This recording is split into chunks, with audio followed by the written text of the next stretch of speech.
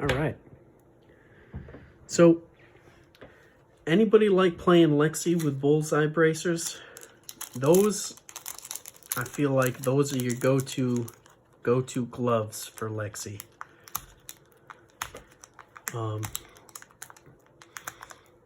That +1, tuck an arrow, can really burst the turns out. My biggest arrow turn, I think, was 4 arrows, but it was like 20 some odd damage in that one turn that I was pushing out, which is pretty sweet. Pretty sweet. All right, frostbite token. I think we gotta do completely missed the bar there, missed by 1. We got a weave lightning foil, yellow as the foil. That's what we're gonna start with.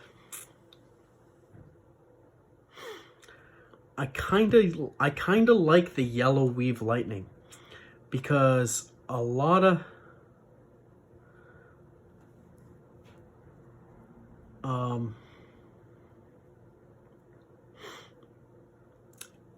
the arrows, if they're blue, they start off at 4, or rather 3, right? So this gets it up to 5, which that kind of is a pain in the neck to block.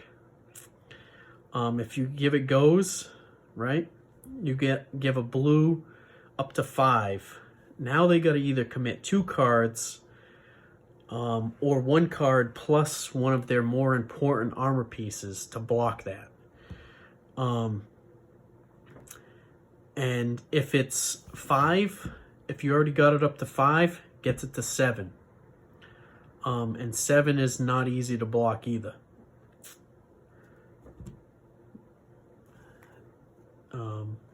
Just something for thought. Entangle, the blue, turns on Anothos, turns on Titan's Fist, Earth Fuse, blocks 3. I mean, 5 damage. It's okay. It's okay. Frazzle Red, see? You throw a Frazzle Red, you give it Weave Lightning, you got a 7 attack right there. Now, you can turn that on to Dominate, and that's a pricey block.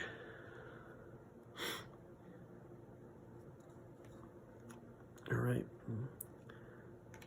Singing Steelblade Blue.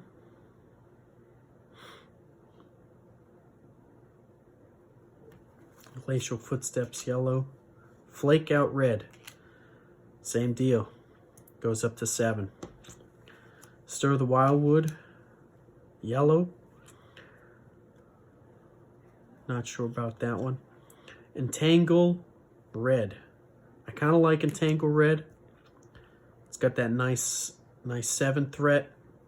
If it's fused, you can jank up their next turn. If you're Oldham, you're trying to stall the game out a little bit, right? And this puts a little bit pressure, not a ton, but just enough where now it's going to be even easier for you to block. Amulet of Lightning.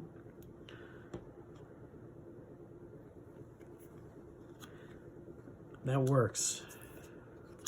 Invigorate. It's got goes. I think Briar uses this, but I feel like that's the only one. The elemental action, it's a non-attack. It's got go again. You know, it's kind of what Briar wants to do, but I feel there's better cards. So Tomorrow. That's kind of neat. But Briar might want to stick this in their arsenal, because if you can get a little bit consistency, the issue with this is it goes to the bottom of the deck, right? So this only works if you're pitch stacking, which is kind of the opposite of short games. And we got an Icy Encounter yellow, Polar Blast red. I do love Polar Blast. I love it blue.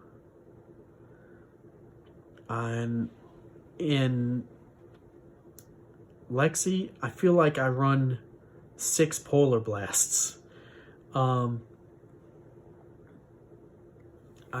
This is a very, very good card for Lexi. You stick this in your arsenal, flip it up, Frostbite, pay 1, you're now up 2 energy. If you pitch a blue, you draw a card, right? And you got your 2 energy floating. You have an extra card in your hand. You know, you can do a whole ton of stuff with a Polar Blast. Gotta love that. Then we got Emboldened, yellow.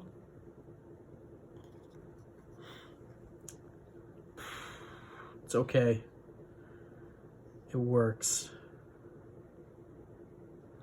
But this is really kind of for Bravo with it if he's gonna go with some kind of aura strategy.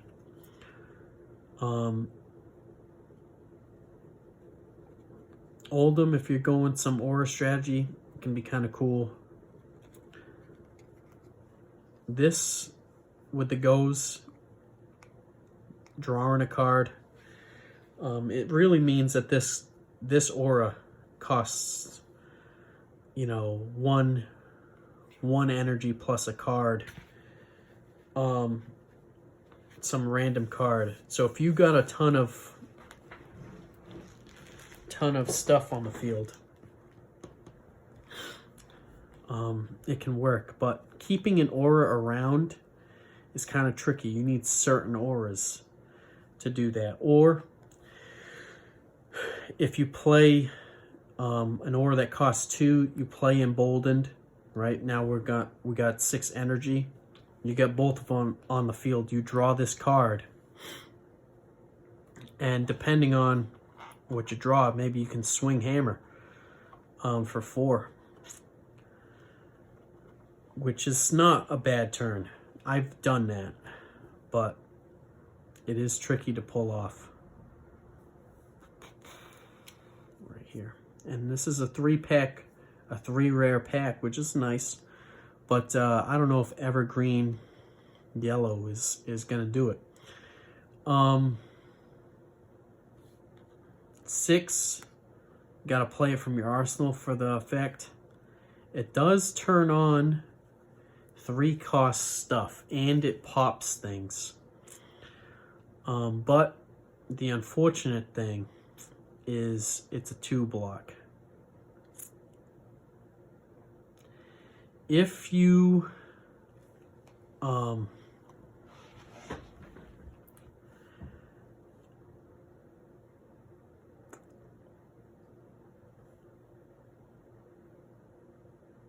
really trying to do stuff with Oldham and the Earth cards, it can work, but it's kind of iffy. All right.